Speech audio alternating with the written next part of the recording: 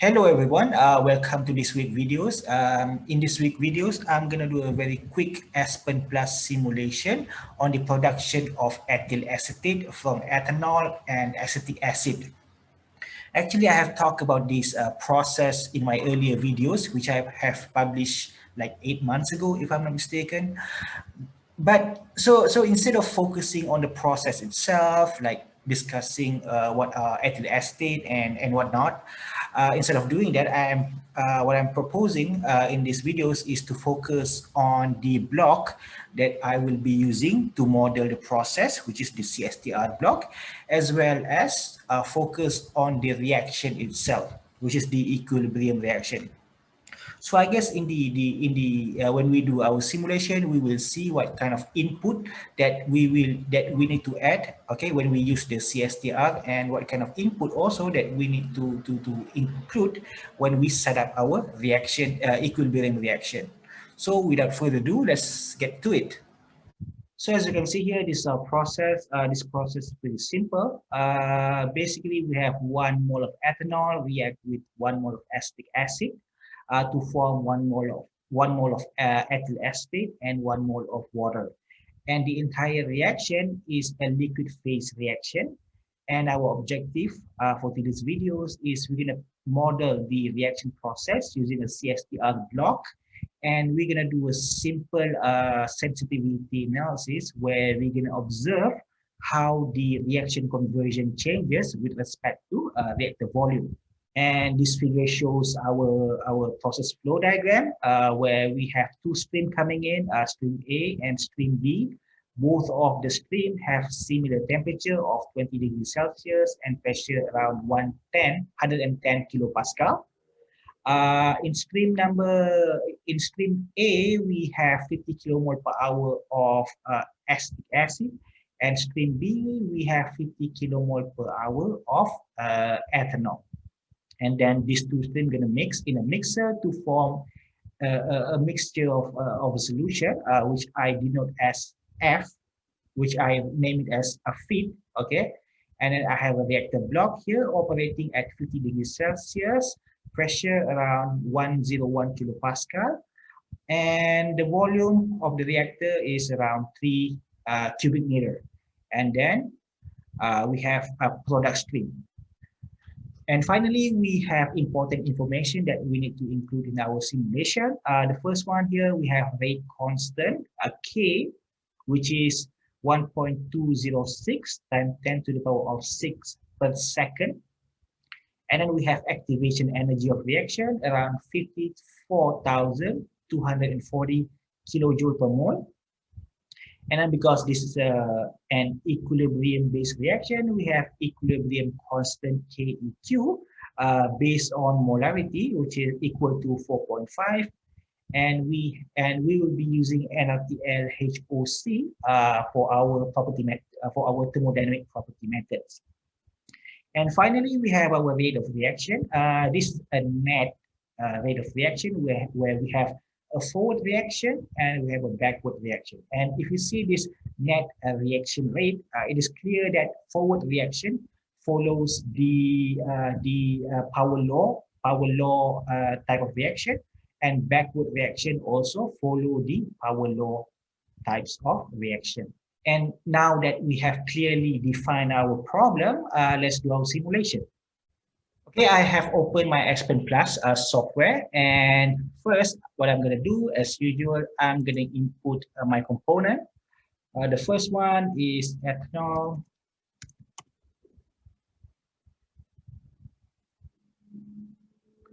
Okay, there's going to be a lot of it. I need to find one by one. I have ethanol, and I will add the selected compound, and then repeat the same thing. Find acetic acid.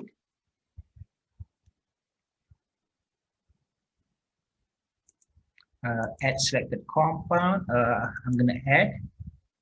Next one is ethyl acetate. Add selected compound. Add. And then I'm going to close, and lastly, I'm just going to define water. I'm gonna rename this as no. This one I'm gonna rename as acetic acid, A acid, and then this one I'm gonna rename this as ETH ethyl acetate. Okay, next, just hit next. Okay, it will direct you to the next input that you need to add. And as usual, based on based on the presentation just now, we need to select NRTLHOC. Okay, and then hit next. I'm not going to do anything here. I have all the parameters required for the calculation. Hit next. I'm not going to do anything here. Just hit next. Hit OK.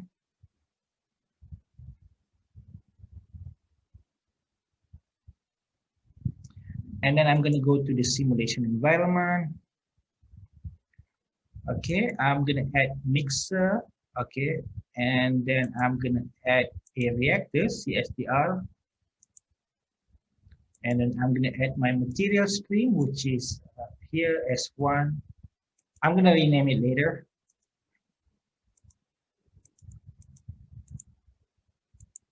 Okay, I will rename my stream. Here is A, and then B, F, and P. This one I will rename as mixer. And then here I will rename as CSTR. I don't want to waste a lot of time making this nice and aligned or well arranged, but maybe I'll do some alignment here and there, and then yeah, that's pretty much it. And I'm gonna hit next, or I'm just gonna click double click stream A, where I have temperature of the stream A is 20 degrees Celsius. Pressure is 110 kilopascal. And then molar flow rate is this ethanol or acetic acid. This is acetic acid, 50 kilomole. And then I'm going to close this, and then I'm going to input stream B. Same temperature, same pressure, which is in kilopascal. Molar flow rate of ethanol is 50, and then I can close. And then, okay, next. I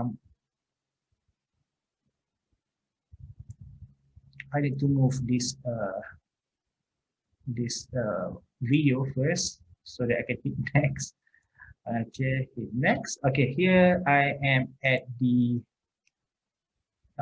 this. Maybe I should put it here. So it's a lot better here. Okay. Okay. This is the setup specification for CSTR. I will have in here we have a reactor operating at 101 kilopascal. Pressure 50 degrees Celsius.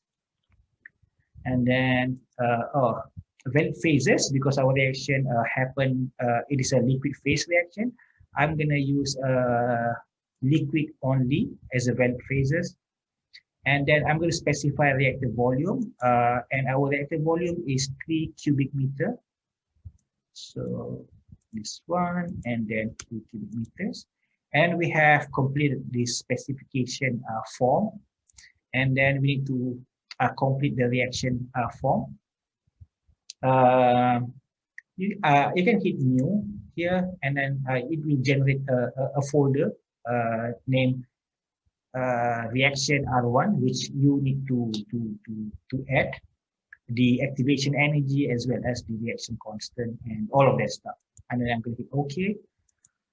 Here you have you can choose power law if you want, but I'm just going to use the general one just to mix things up. And I'm going to hit OK. So R1, which we haven't specified yet, has already been added into the reaction set that will be used when we model our CSTR. And then if you go down or if you hit next, doesn't really matter. It will go to the reaction folder. Let's say I hit next. And see here, it goes to the same folder, which is R1 input. I'm going to hit new, click new. And then reaction, you have option to change equilibrium, LHHW, okay, custom, a lot of things, but I know that my reaction is a power law, forward and backward reaction, and I know it is a reversible reaction. So I'm gonna check the reaction is reversible. I'm gonna name it maybe R1 for name of this reaction. Component as usual, I have ethanol, acetic acid as my reactant, coefficients 1 and then 1. And it will form ethyl acetate and water. Also coefficient of 1 and 1. And then and you're pretty much done. Input everything for this particular form, and I can hit next. And then you need to input your kinetic parameters. Here we have K value and this three exponential factors, activation energy.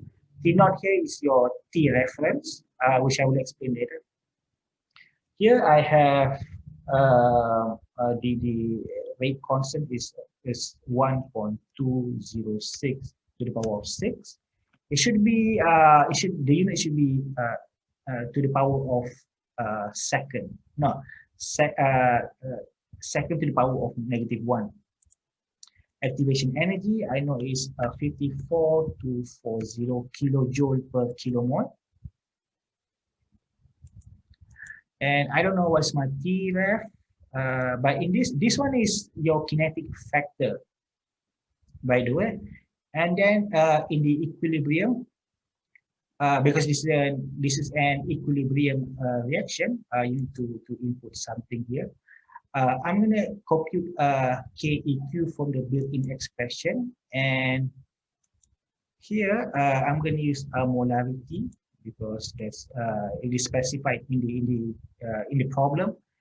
And then we know that equilibrium constant is 4.5. So we need to find out at what A value will give us KEQ is equal to 4.5, which I will explain later. But I know the numbers is 1.5.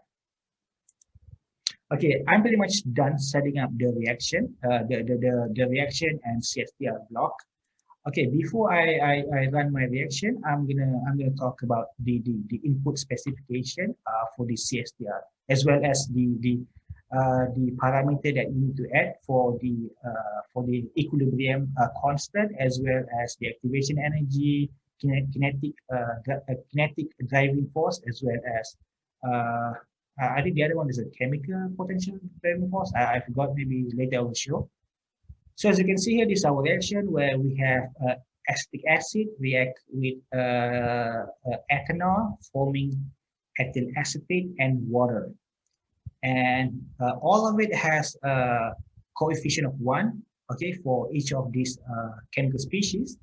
And then we know that the kinetic factors, okay, we need to input the pre-exponential factors, which is 1.206 times 10 to the power of 6, and activation energy is around 54,240 kilojoule per kilomole. And this the entire equation that describe this kinetic factors and driving force. But in this case, we have they are for power law reaction, where here, okay, I have K, which is your pre-exponential factors, T, temperature, okay, depends on your reaction, and then T ref, which is your reference temperature. If you don't specify, this become 0. No, this become 1. Sorry, because temperature, a number divided by 0 to the power of a number will give you 1.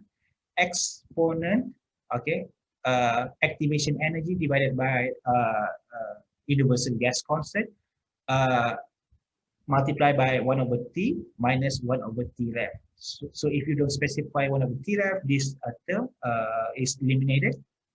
So what you have is just R is equal to K exponent negative negative activation energy over R multiplied by 1 over T. And then here we have a driving force for power law.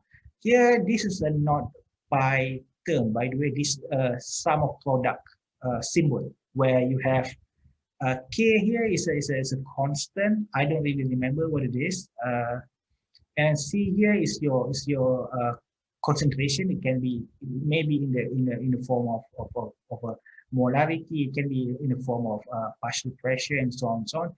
B beta here is your what is it called? Is your beta here is your reaction coefficient. Okay, if here you have one, if you're talking about A, right? Your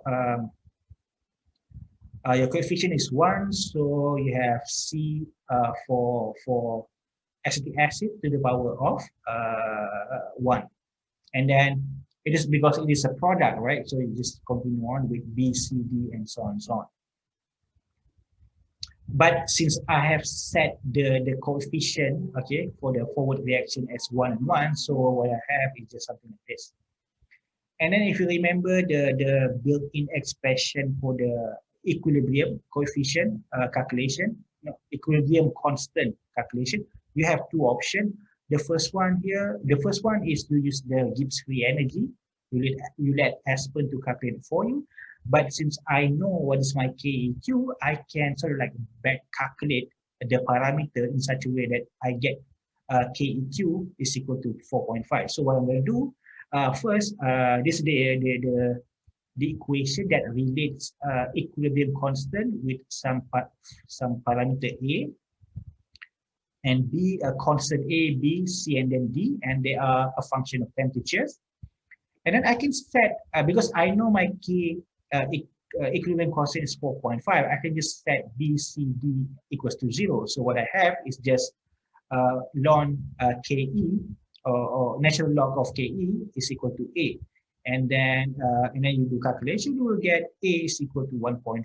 That's how I get 1.5. And that's why I put 1.5 in my built-in KEQ expression. Okay, next I'm just gonna run hit next and then run the simulation.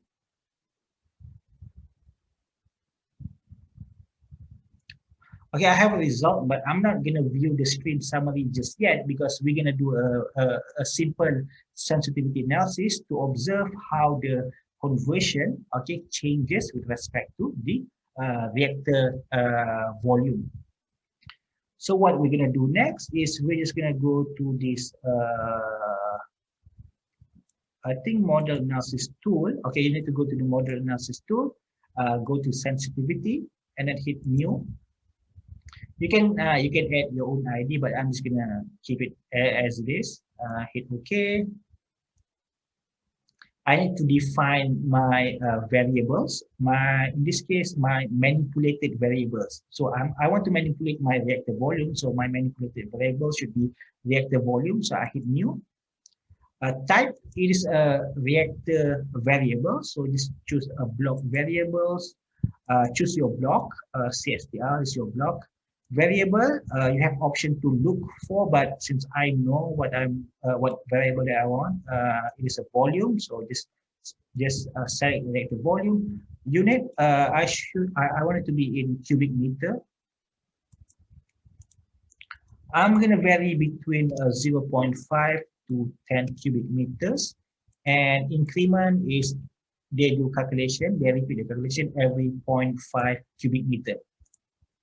Now we are done setting up the manipulated variables. Next, we're going to define our responsive variable. But before that, I need to go back to the slide and to show you what kind of variable that I need to set up to do this sensitivity analysis.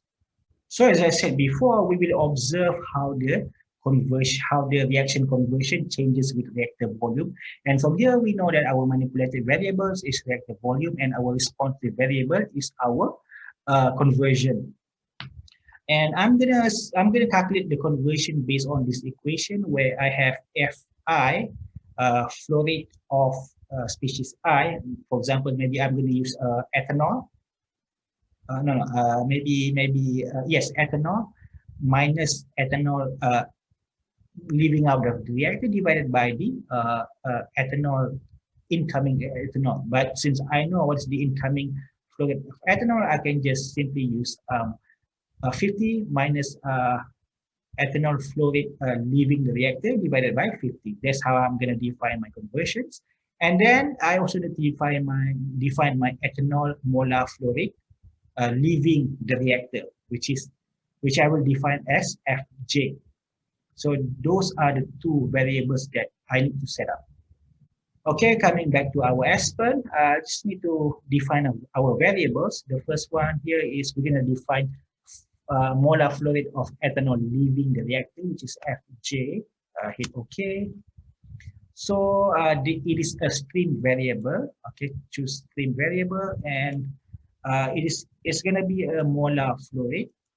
Okay, the stream will be leaving the reactor, which is a P product.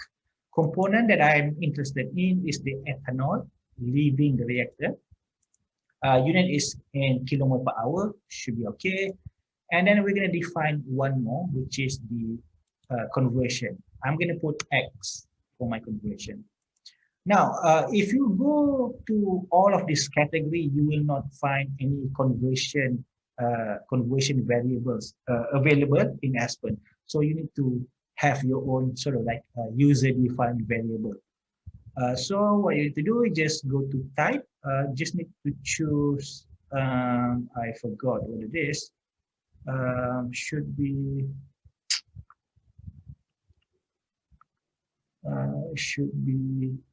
be local parameter, which is user-defined local parameters. Physical type. No, I'm sorry, not local parameters. I already forgot what it is. Should be, I think it should be local parameters to be honest. Yeah, actually, you're pretty much done. Okay, I'm sorry, but I need to define my X because X is an equation, right? So I'm going to go to the Fortran, go to the 7th column or the first row, and then just type the equation. X is equal to 50 minus Fj divided by 50. That's my Fortran. That is how I define my conversion. And lastly, I'm going to tabulate, like, in an Excel, you have a column and row. So I'm going to assign the first column as my conversion to tabulate my conversion. And then I'm pretty much done. So hit next. And then we're going to run the simulation. And then you can go here. And then you can expand. And then you can get the result. So this is the result. And then we can tabulate our result in the form of graph, where just click custom, and then my x-axis should be a reactor volume. My y-axis should be a conversion. So hit OK, and then you're gonna get this kind of this sort of like trend where increasing reactor volume will lead to increasing in conversion. But I'm not going to discuss more here because I have compiled all of the result in my slide. So we're going to go to the slide and then discuss the result from there. So this is my result. Okay, actually I have taken this example problem from this process design and simulation Aspen Plus and Aspen High application textbook written by Juma Hadari. So I can compare my simulation with his, okay, where P1 is my is the flow rate leaving the reactors for my simulation. Pref here is the result taken from the textbook. And while you can see they are fairly different. So I don't know. Maybe I did make some mistake. Maybe yes, maybe no. But if you get the same result as I am, let me know in the comment section. And lastly, if you look at this sensitivity analysis curve, we can see that as we increase the reactor volume, okay, we can see that the conversion of the ethanol into forming ethyl acetate steadily increasing. But I guess, yeah, I know that this is just a trend, but I guess for us as a chemical engineers, we need to find out, okay, we need to determine, okay, at what volume, okay, we need to stop because increasing volume will increase conversion, but increasing volume meaning that the capital costs would increase, and then there's going to be a mass transfer limitation because you have a big because you have a large reactor where it's going to be more difficult for you to maintain the volume if we have a jacketed reactor, because maintain the temperature, because when you have a jacketed reactor and then you have a very big reactors, the heat transfer to conduction, convection, and all that kind of stuff from the outer layer to the inner layers can be a lot slower if we compare to the one that has a smaller reactor volumes. Yeah, I guess you can eliminate the problem by using mixing. Well, I guess CSTR is does has a impeller for you to mix, but still though, I think in general a larger reactor does not really have the heat transfer in a large volume reactor is not as is less efficient, I would say, compared to the smaller reactors. I could be wrong though, but that's how I think. So as a chemical engineer, you need to find what is the best, what is the sweet spot where you have enough conversion, okay, for you to get a reactor, to get a product, okay, while using a smallest reactor volume possible. Okay, that would be all for me. Thank you guys for listening. I apologize if I mentioned some weird and incorrect information. If you find out there are some incorrect information in my videos, let me know in the comment section. And if you like the videos, give it a thumbs up and do subscribe to my channel. And I'll see you guys in the next video.